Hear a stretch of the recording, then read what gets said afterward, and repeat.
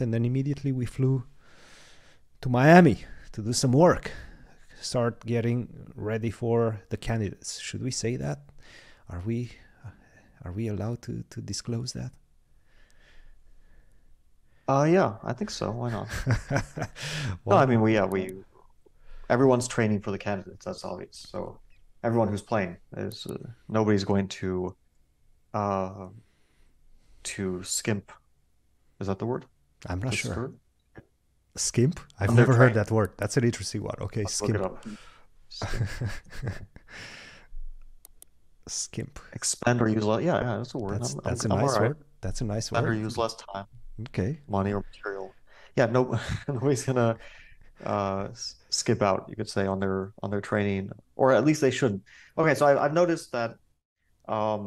I mean, I've already played like many candidates, so I've trained for many candidates, and I've noticed the difference in my training over the years. And okay, I don't think it's like too much of a secret what I can show. Like, also, Magnus posted his training for a world championship. Like, you basically saw um, exactly what they were doing, which is probably what most people do, which is that you This invite a was bunch of guys. after the world championship. Yeah. Yeah, yeah, it was actually what we were supposed to do, except that ours got released during the World Championship, which was maybe not. Um, Yeah. but that was actually what we were planning. Like, they at some point filmed our like training, and they were like, okay, it'll be released a few months after the World Championship, and then it got released during. So that was maybe not ideal. Yeah. But we saw Magnus. It was like PH is there, Dubov is there, Laurent Fressinet is there. Jordan. Who else? Jordan. And they're all kind of lounging around on sofas with their laptops, and then they look for some ideas, and they play blitz games to test their ideas. Magnus plays a lot of blitz games. They get lunch outside, and so on and so forth. That's basically what people do. I mean, it's a bunch of guys who look for ideas on their computer and then test them out to see if they are challenging to face over the board. And then a lot of blitz games because people just find that fun and enjoy playing blitz. Mm-hmm. And that's basically what training very often is. Yeah, and I So feel there's slight differences. Obviously, I think Nepo was talking about his camp at some point, and he was mentioning that it was very, professional. Now Magnus's camp obviously was also geared very much towards sports. Let's say we know that he likes to play sports. We sort of tried to maintain some sort of a balance as well. Can you talk a little bit about that? well, I actually get in better shape when I'm at home because when I'm at home, I can maintain a very, very strict routine Mm-hmm. and like a very relatively heavy training regimen. Like, I can work out every day, and I just have like more time. I don't have to balance out like managing multiple people's work. It is time consuming, and also working myself. Mm-hmm. I can take a bit more relaxed approach. So uh, when you're at a training camp, it's nice to play sports. So we try to do that, but I would say my training is less intensive than when I'm at home and can actually get into the gym and like do some heavy because okay, I have the equipment at home. Yeah. I don't have the equipment when I'm on the road necessarily. It's much harder to find a really good gym, and it's also time consuming because you have to drive to the gym, you have to drive back, and so on. And nutrition is kind of an issue when you're traveling because it's much harder to get like everything that you would have at home, like cooking for yourself and all that. And also you have to deal with like multiple people, so everyone has their own needs. Yeah. That's actually a big So problem for me whenever traveling, and I'm trying to find ways to optimize for that. It's a very silly word that I try to not use too often, but it is optimization, especially when traveling. It's sort of like you have to find the routine on the go. Like you mm, get there, and within a day or two maximum, you need to find a routine that works with you and that maximizes your health benefits as well, because like even if you're eating at the best restaurants, you're still going to eat with a lot of salt, with a lot of taste. It's not going to be super healthy food even if you're eating like at the best restaurants. So it's a very, very tricky problem to solve. yeah, well, For me, it's like restaurants, I don't mind. I know it's not the healthiest, but that's kind of my secondary concern. Hmm. It just mostly I want to like have an abundance of food Hmm. and that's nutritious. And if there is like a little bit too much salt or sugar, I mean, you can call it a cheat meal or whatever you want to call it, but it's better than not having nutrition, right? If you're Hmm. having like kind of dirty nutrition, it's better than not having it at all, which would be my main concern, which I is don't that know actually. I just You don't get eat a enough food. lot. You eat a lot. That's true. You eat a lot. That's just my perspective. Like everyone, I think will have a different perspective on this, especially since everyone has their own goals, and also depending on their body type and their weight, they might have different goals.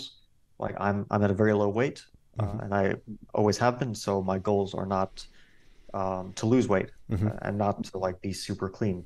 Like I'll be super clean at home, and that's I mean that's easy when you're at home. When you're on Hmm. the road, it's hard to be super clean, as you mentioned, because you might have to go to restaurants, Yeah, and at restaurants you can't control anything.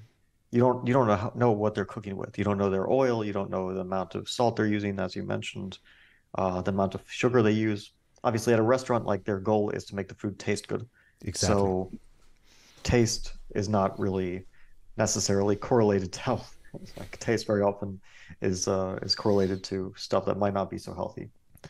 But but yeah, it's definitely interesting. But okay, so going back to like training, my first time training for candidates was in 2016. And this was by far, because I was the first candidate I played, my by far my least professional training camp Okay. by like a huge margin.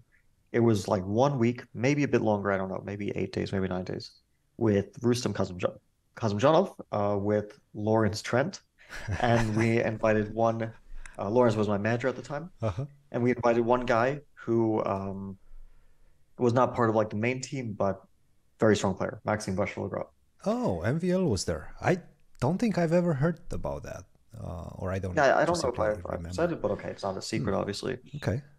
And our prep, if you want to even call it prep, was from what I remember looking for some ideas in the anti-Berlin, which I actually used in the second round against Anish, our big idea. We missed one move because engines weren't so strong, which he played over the board and immediately got a better position. It was move F6 in some position. People who are interested can look up the game. Uh, F6, black is slightly better. That was the end of our prep. So whatever we spent there, like immediately refuted over the board by Anish. Then we prepared some lines of the Grunfeld. I actually played one line against Anish again. The famous game where I was down 4 pawns and Mm-hmm. somehow drew the game. Mm-hmm. I remember that. At some point, just like +5 out of the opening. So that was our other prep. Dead loss out of the opening. And our other big thing that we were preparing was the Benoni.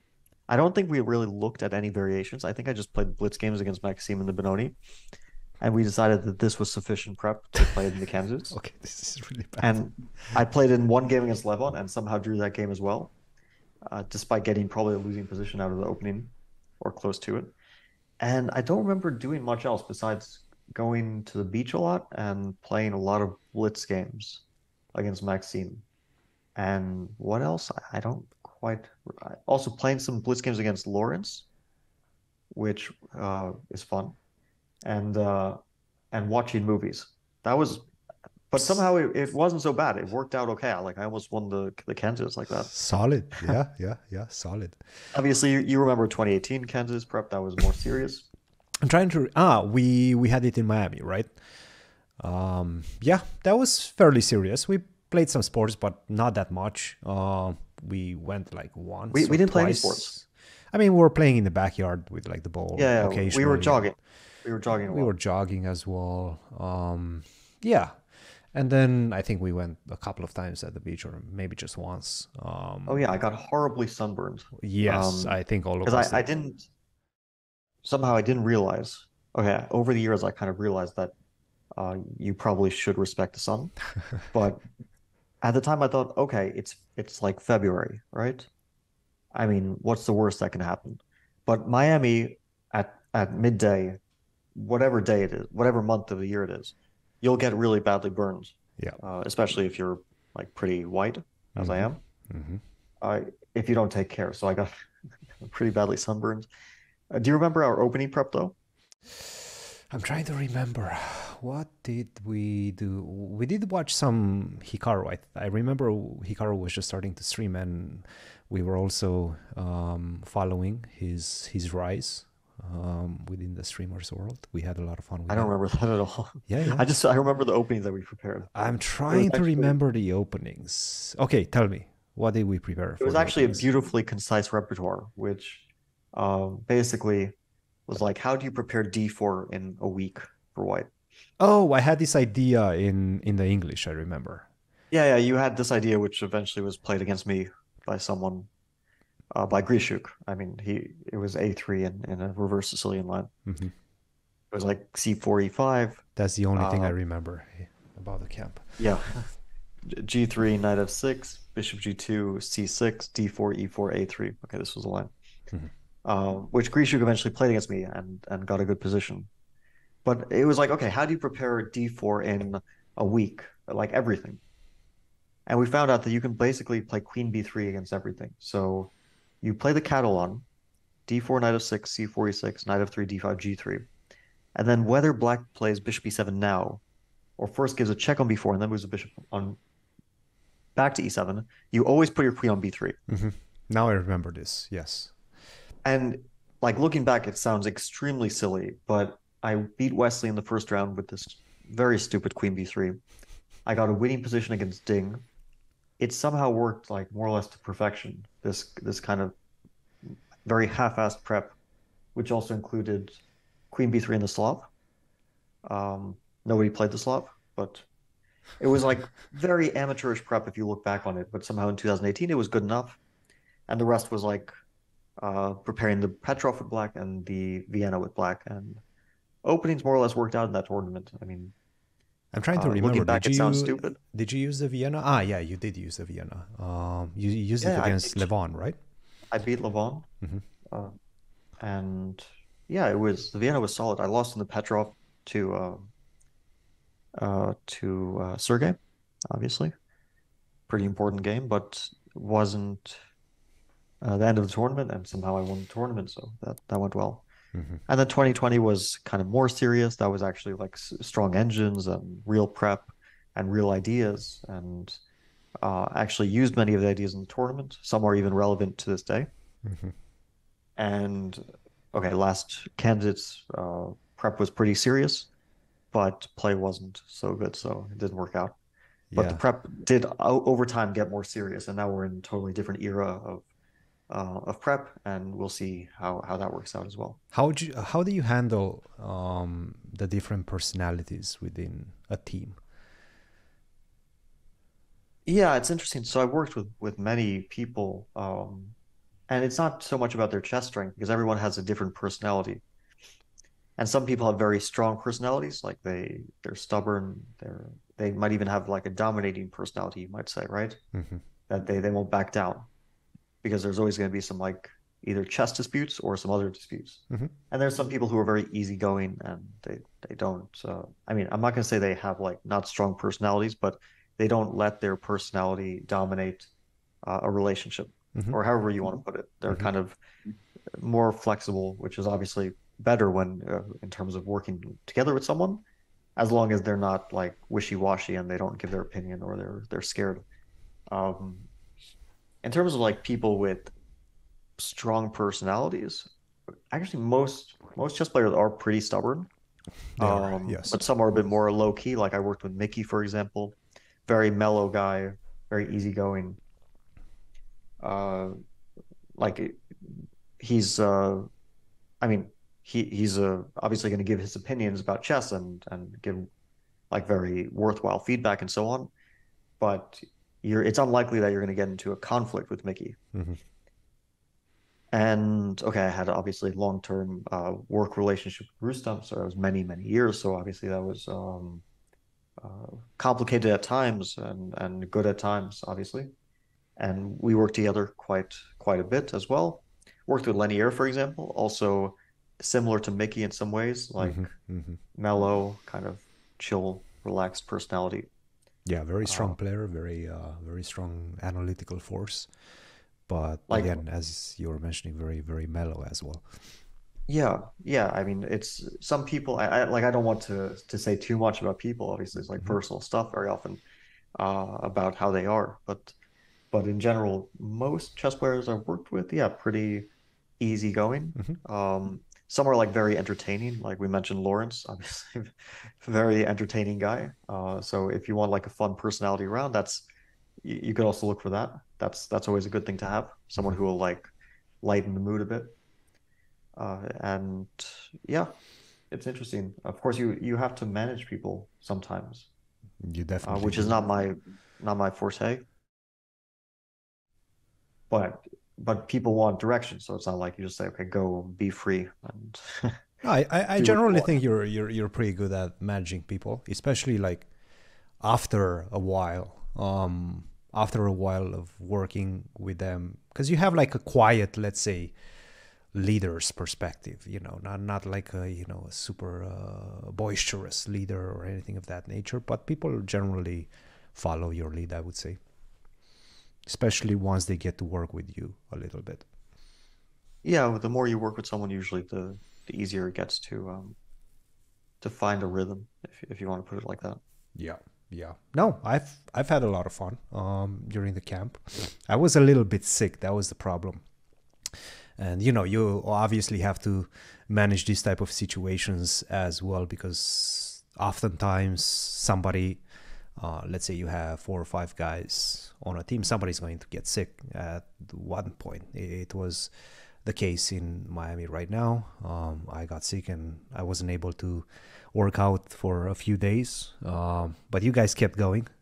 We're not going to mention names of who was there, maybe after the candidates, but um, you guys kept going, and I rejoined, let's say, during the last 5 days or so. So I think overall it went well.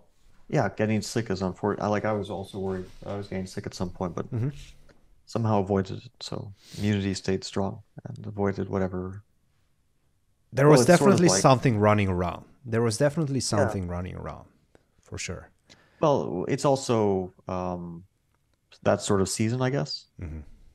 So the weather's a bit colder. People are going to be more inside, and maybe their immunity will be down a bit, and they're more likely to catch something. Yeah,